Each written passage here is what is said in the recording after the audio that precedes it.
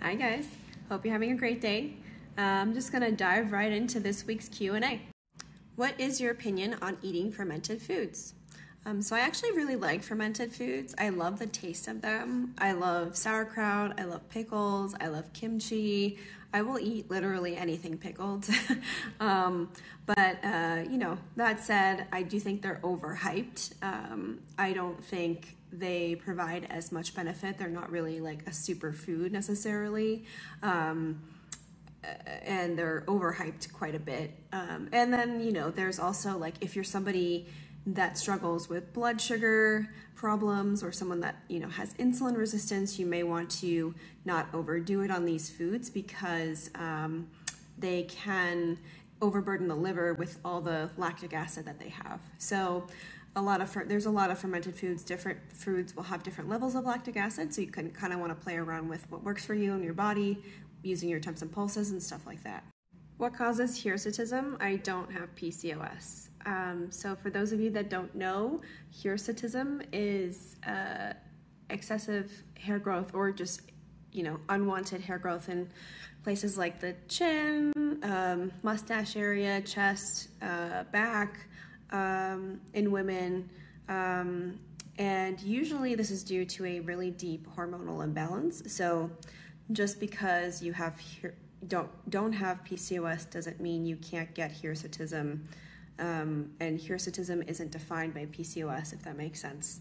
PCOS is not exactly what causes hirsutism. It's oftentimes grouped with PCOS, but it can occur in women that don't have PCOS. So it's usually a deep imbalance in the body, hormonally, excess testosterone, and oftentimes excess estrogen are the drivers of this hair growth. And so when we look at what's driving excess testosterone and excess estrogen, it's oftentimes stress. So the adrenal glands will produce more testosterone in times when it's really stressed out.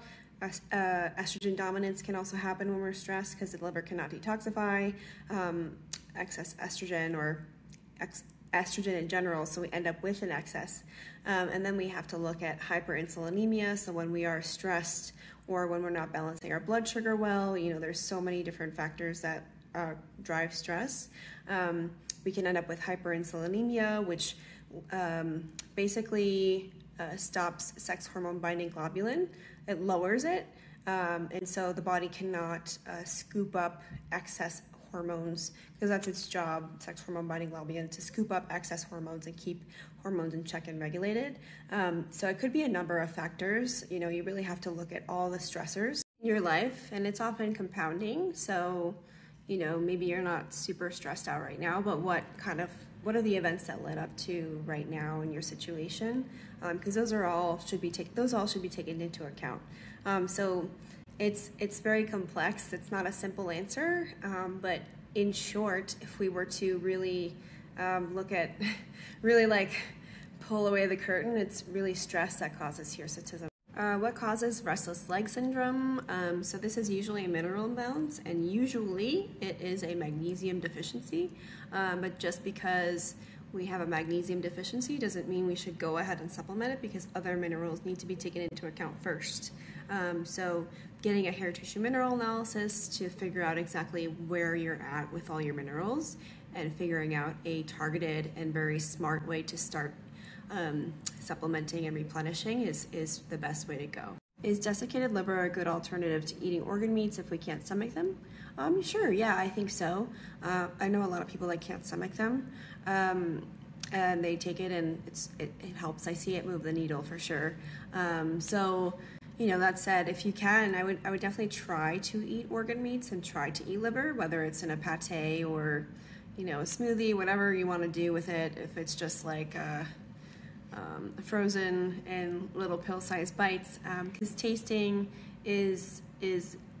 getting to taste it is a really good way to help our body's intuition in terms of helping it figure out, okay, if I have a deficiency, what will quench this deficiency? And because cravings are a sign and information that our body needs something. So that's the only thing that I would think would hurt by supplementing it, but by supplementing desiccated, but I would say go for it. Do you recommend males stop SSRIs before conceiving for better sperm quality?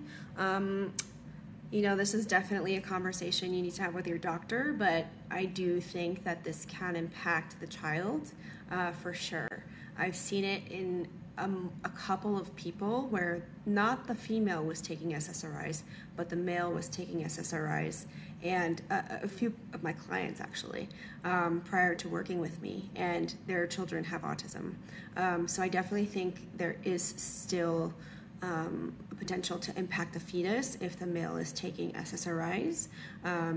You know, the women, the mother's hormonal profile and habits are going to have a stronger impact, but the fathers definitely do. I would highly recommend checking out Dr. Ray Peat's articles on serotonin. They're free and available on his website, and that should give you a little bit more context and background too. How can vitamin E out of sunflower oil be okay? Isn't it a PUFA? So I've talked about this a couple of times. Vitamin E is the antidote to polyunsaturated fats. So usually in nature, with anything that has a polyunsaturated fat, you're going to find vitamin E content to help prevent. You're going to find natural vitamin E with the polyunsaturated fat to prevent, to help mitigate the fatty acid oxidation that would occur with the polyunsaturated fats. The problem is that the ratio and the way that we've changed agriculture, vitamin E is diminishing from our food supply and the polyunsaturated fat is increasing. And so, or it's just, the vitamin E just can't keep up with the polyunsaturated fats, whether it's because we're feeding animals grains, etc.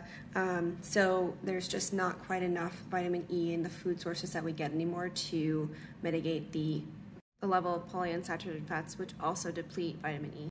Getting back to your question though, the food sources of vitamin E are going to be the best because synthetic vitamin E is made with petroleum and it's just disgusting and not helpful. So you really want to, when looking for a vitamin E supplement, look for one that is sourced from food. So whether that's red palm oil or sunflower oil. I don't really like soy-sourced food, vitamin E or canola oil-sourced vitamin E. MitoLife also has an MCT oil, which is medium chain triglycerides. They're much more stable as well than polyunsaturated fats. But again, vitamin E is the antidote to polyunsaturated fats. So I wouldn't worry so much about eating or taking a sunflower oil-based vitamin E. But again, do your own research. Everyone's going to have different reactions to different kinds of vitamin E. So you got to test and see what's right for you. Any tips to increase estrogen and progesterone depleted after stopping birth control? So it's good for you for stopping birth control. The post-birth control phase can be very different for people, and it's kind of a black box, like I've mentioned before. So, first things first, you're not depleted in estrogen. You've been taking synthetic estrogen for however long you've been on the birth control pill, so you're probably actually overloaded in estrogen. You probably have a lot of estrogen stuck in your tissues that need to be detoxified. So I wouldn't say you're low in estrogen. You have to get your metabolism up to actually unleash all the estrogen that's been building up in your body, and that can take some time. You need to really improve your metabolism and work on that, and you'll start to see those estrogen levels rise. And then as far as progesterone, you really need to begin ovulating again. So, and once you start ovulating again, you may not be producing a lot of progesterone. Your cycles may be super short. So what's going to help you produce progesterone? That is lowering stress is number one, eating a mineral-rich and vitamin-rich diet, getting enough sleep, prioritizing sunlight. It's really honestly the basics, but just making sure you're being super consistent and nourishing your body, because your body has also been depleted of so many minerals and vitamins that it needs to function well and have a good cycle and have good hormonal balance. So it's gonna, take some increasing of the metabolism, as well as nourishing and lowering stress to really get those two hormones back in check. So yeah, good luck. Thoughts on magnesium threonate? It was suggested for my ASD kiddo because it passes through the blood-brain barrier. So all forms of magnesium actually pass through the blood-brain barrier. Magnesium threonate is definitely effective. It's a good form of magnesium, but I believe it's the only form of magnesium that's patented by a pharmaceutical company. So you're going to be paying a premium price. I think that there are much more affordable and just as effective forms. So my favorites are magnesium bicarbonate, magnesium glycinate, and magnesium malate. They all have a slightly different effect on people, so you might need to play around with them and see which form works best for your kid. But that's what I would say. I would say like if you want to pay the premium price for threonate, go for it, but you don't have to. Is there a connection between postnatal depression and hormonal imbalance? So first of all, I'm so sorry if this is something that you're going through yourself.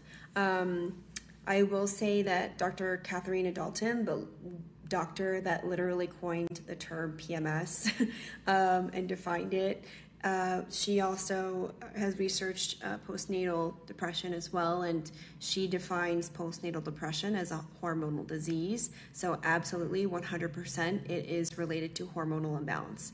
And this is why preconception prep is such a big focus for me in my practice, because I not only want to make it easier for women to feel good going into pregnancy, feel good during pregnancy, but also feel good after pregnancy, so that it's all cumulative, and every step that you take as far back as you can start preparing will help you set you up for success in the future, because it's a long journey. So I would definitely recommend, definitely the mental part, work on that with somebody that you trust and feel safe with. That definitely should not be discounted. Also because, birth can be traumatizing for some people, especially these days and what's happening. So, don't discount your mental state, even though it is definitely hormonally related, but also work with a practitioner, work with a functional doctor, work with both, I don't care, but somebody who is familiar with dealing with this and helping women through it, because restoring your hormones and getting them back into balance is really going to make a huge difference for you and how you're feeling. So I wish you the best of luck. My thoughts are with you. Recommendations to help with headaches and migraines. I get them way too often. So these migraines can be triggered by quite a few things, but the first and foremost thing that I most often see with clients is that it's blood sugar imbalance. So really making sure you're balancing your blood sugar, you're having protein with carbohydrate, you're eating at a frequency that makes sense for you. So finding that frequency is also going to be really important. But really starting there and figuring out what you need to fuel your body will oftentimes take the burden off of the stress hormones and the imbalance that can sort of trigger the migraine. So good luck. I always get constipated right before my period. Why? So estrogen is what rises right before our period. And so if we are estrogen dominant in this phase of our cycle, it's oftentimes we can get constipated, we can feel irritable. The symptoms are endless. It's PMS. But constipation is one of these things that can happen because estrogen really slows the metabolism. It slows motility, it slows digestion. So I would guess that you are estrogen dominant in this phase. So really supporting estrogen detoxification, not only in your luteal phase, which is the phase right before your cycle, but throughout your whole cycle, will really help set you up for more success in this particular phase of your cycle. So the easiest way to combat estrogen dominance is to eat balanced meals, balance your blood sugar, and make sure you're getting enough nourishment, vitamins, minerals, sleeping well, lower stress, don't overexercise, get sunlight. Magnesium doesn't seem to help for shaking muscles. Salt seems to help a bit though, ? So you may have mineral imbalance.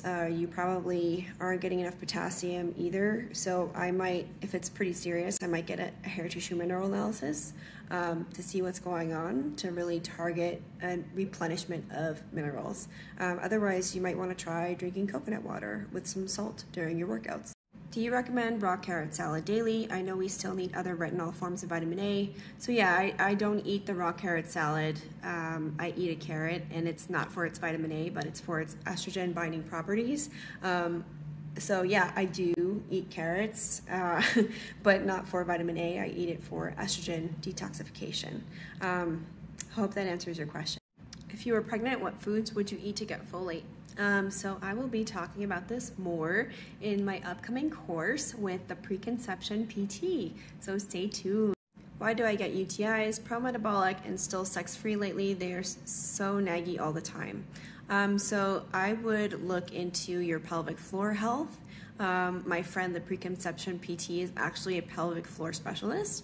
Oftentimes UTIs can be an issue with our pelvic floor. It's not strong enough, or it's dysfunctional in some kind of way, shape, or form. So I'd recommend working with a pelvic floor specialist, especially if you've done all the other due diligence to make sure your hygiene is good, your food's good, etc. Best advice for a stressed nervous system. So I would actually balance your blood sugar, because that is the one and only way that we can manually control our stress. So food is a really powerful way to decrease stress. That is how we adapt to stress, the energy that it gives us. So balance your blood sugar and eat. Glass of raw milk count before coffee? I have a hard time eating breakfast before. So what does that tell you about the state of your system if you can't even stomach food before your coffee? That is my question to you. Tanning beds for vitamin D during winter months. Yeah, this can be helpful if you're in a good state of health. So, if you've spent your whole life eating polyunsaturated fatty acids, really vitamin E deficient, you have visible age spots or freckles that have been developing, especially recently, I highly wouldn't recommend going to a tanning bed, just because you probably need to do a little bit of more metabolic healing, vitamin E replenishment, estrogen detoxification, because if you do go to a tanning bed and you are estrogen dominant and you do have vitamin E deficiency and you do have iron overload as well, you will sunlight can be a lot more damaging than helpful in that regard. But it's up to you to figure out whether or not you're ready for it. So you could try it out or do a little bit more research. Should a pregnant woman take any supplements? I'm not totally against supplements during pregnancy or preconception. It's just about supplementing smart. So I'll be talking about this more on my page and more in the course coming out with the preconception PT on supplements that you can implement strategically in your preconception prep or pregnancy to really support your pregnancy rather than hurt it potentially. Vitamin K2, pregnancy, and MTHFR, thoughts. So in regards to pregnancy, vitamin K2 can actually be really helpful. Many women are very deficient in it, and it's really important for growth and development of the fetus. I don't think MTHFR would impact vitamin K at all, if that's what you're asking. And then in regards to MTHFR, I did a post on this a while back. Look up the root cause of MTHFR in my feed. It's like a teal color. There's a couple of things that you can consider when it comes to MTHFR. It's not a lifelong sentence. I've seen MTHFR really ease up as someone improves their lifestyle and nutrition. So it's really dependent on the environment that you're providing that will determine how that shows up for you and how it impacts you. B complex helpful to be taking, or is depleting other minerals and vitamins? So B complexes can be helpful, but it really depends on where they're coming from. It can really drive up iron and deplete copper if you're not taking the right kind. This is why I like whole food sources of supplements in general, especially B vitamins too. So I would look into whole food forms and make sure you're getting enough through food. So muscle meats are going to be a great source of B vitamins. Oysters are a great source. Bee pollen can be really helpful. Brewer's yeast. So those few should hopefully give you some ideas of where to get B vitamins. Best way to cook or eat liver. So I personally like to get it through pate. That's the most palatable for me. But getting raw liver is also really amazing. So if you can handle that, then go for it. If you want to know where your nutrient stores are for preconception, best lab work to do, I would definitely get a full Monty iron panel as well as a hair tissue mineral analysis. There are other tests that I highly recommend, but I'll be talking more about those in the upcoming course with the preconception PT, so stay tuned. Snacks to keep on hand. Eating regularly helps keep nausea at bay. Since pregnancy, just not sure what to eat. So yeah, I totally feel you. But good for you. This is like the best way to keep nausea at bay. And prevent morning sickness as well. So I would say really it depends on what you like, but I would always try to pair protein and carb together. And you can do like small serving size yogurts, small serving size cottage cheeses, small string cheeses, beef jerky, like Epic's bison bars, Epic's beef bars. You could do deli meat, and more on that coming about the whole hysteria about, oh my god, deli meat and listeria. There's more to come on that. You could do like pre-made tuna salad, pre-made chicken salad, and then for carbs, like I always like to do raw fresh fruit, or you could even do like the squeezy packs of baby food. You could do dried fruit. You can do coconut oil potato chips. So there's a couple options for you. Liver and mag supplements for those of us who struggle to get it through diet. So I have both kinds, both desiccated liver and magnesium options listed in the approved product section of my website. So go there. There's a bunch of different prices, but I generally like all of them. So hope that helps. Best prenatal vitamin. So you guys know I really don't like prenatal vitamins, and I simply cannot recommend a brand in good conscience. But I'll be talking more about how you can get all the nutrients you need through food and, strategic supplementation as well. And, strategic is the key word in my upcoming course with the preconception PT. So stay tuned. How to heal chronic fatigue syndrome. So you're not alone. This is like the number one thing people go to the doctor for is exhaustion and fatigue. The issue is that most people are having trouble creating energy. So you need to increase your energy production. So right now you're creating more exhaust than you are energy. And this is why you are feeling really tired and chronically fatigued. So it's very complicated, or at least it can be. You kind of have to look at your life, what stressors you're under, and really take a good look at your nutrition and your habits to create a strategy to attack the fatigue and start increasing your energy production and make it outweigh your fatigue and exhaust that you're creating. This is actually one of the core things that I work on with clients, in addition to fertility and preconception prep. So if this is something that you want to work on with me, feel free to drop your email address in the link in my bio and you'll get notified as soon as I have coaching spots available. Effects of taking hydrogen peroxide as a supplement.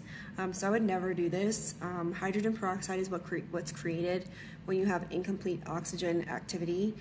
So it's kind of like a byproduct of incomplete metabolic function. So I would highly recommend strictly avoiding this. I'm not sure what your reasons are, but to want to take this, but I definitely wouldn't take it internally. Tips for high blood pressure. So this often has to do with a couple of things. Minerals is one, and overall stress and stress hormones is another. Usually they go hand in hand. So high blood pressure is most often, from what I see, a mineral imbalance and also being stuck in a sympathetic state, so a fight or flight state. So I would highly recommend, making sure you're getting enough minerals like calcium, magnesium, sodium, and potassium. Oftentimes there's imbalances between these 4 minerals too, so making sure you're getting them in a balanced way. And to really understand and work on that, I would highly recommend getting a hair tissue mineral analysis.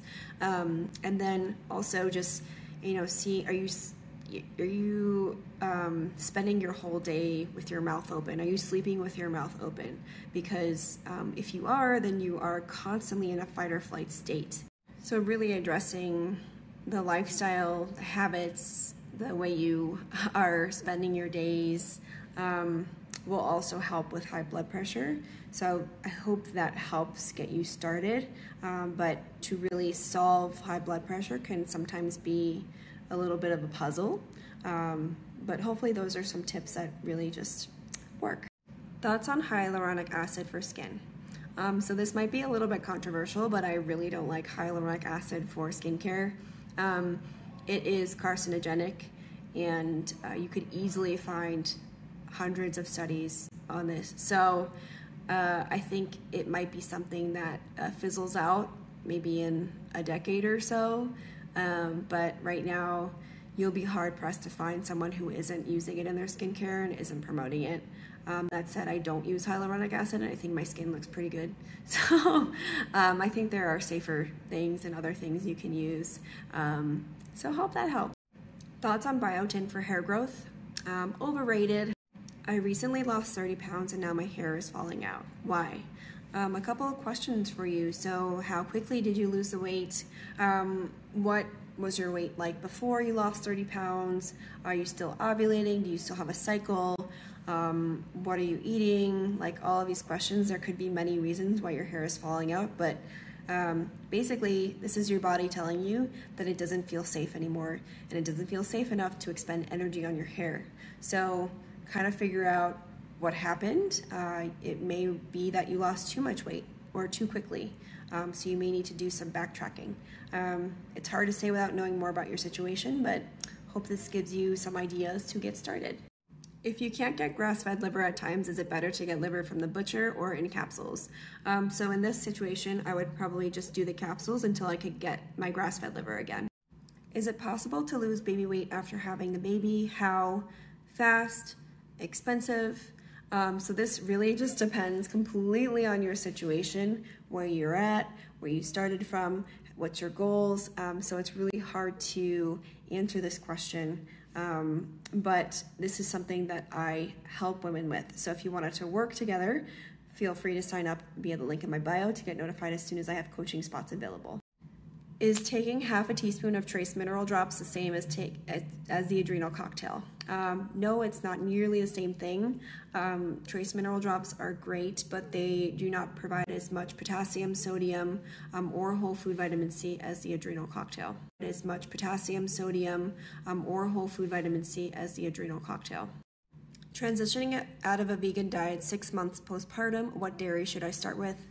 I would probably start with something like ricotta or mascarpone, or like a hard cheese like Parmesan, and see how that goes. Good luck. Any nutrition or advice for what the doctors think is fibromyalgia? So this has a lot to do with chronic fatigue, like I mentioned before. So your exhaust has exceeded your energy creation and production. Your metabolism probably needs some healing. Your thyroid needs some healing. Fibromyalgia is just a kind of like a label they slap on an amalgam, constellation of symptoms, and they don't quite understand it. So usually if you can increase energy production and have it outweigh the exhaust, you'll start to see a lot of improvement. So if you're interested in working with me on that, feel free to drop your email in the link in my bio. Do you need to see an OB before getting pregnant? No, this is not something that you necessarily have to do. Many women that have gone through unplanned pregnancies will tell you that you don't need to do that. But if it is something that would give you some peace of mind in going into pregnancy, then I would highly recommend probably seeking one out now, so that you don't have to go through the stress of finding one and finding the right one too, because it's kind of like an interview process. They work for you, and so you need to find one that will suit your needs and what you want to do, and that can take some time depending on who you are and what you want. So my answer is no, but if it helps reduce stress and if it helps make the process of pregnancy easier, then yeah, you might want to. Vyvanse effect on female hormones / stopping Vyvanse. So Vyvanse, for those of you that don't know, it's a medication that's used to treat ADHD. So it's similar to Adderall or other medications like that. So these medications can definitely mess up our mineral balance, which can, in effect, mess up a lot of other things. From what I know as well, these medications can also have like an estrogen-like effect on the body. So in terms of female hormones, if it can mess up minerals, it can mess up thyroid hormone, it can mess up potentially progesterone, it can potentially cause estrogen dominance. As far as stopping Vyvanse, I would definitely work with your doctor on that. Yeah, hopefully that helps give you some idea of how it impacts the female body. Why would someone have a hard time digesting protein and not like it? Oftentimes, like, there's like the craving side of things, but there's also the body's protection mechanism where if it knows that it can't digest certain foods, or if, you know, a person is having trouble digesting a certain type of food, they will actively avoid it to try to avoid that feeling or sensation that they get. So there's a couple of things, and I think the not liking it part is probably because they cannot digest it. It's not that they don't need it necessarily.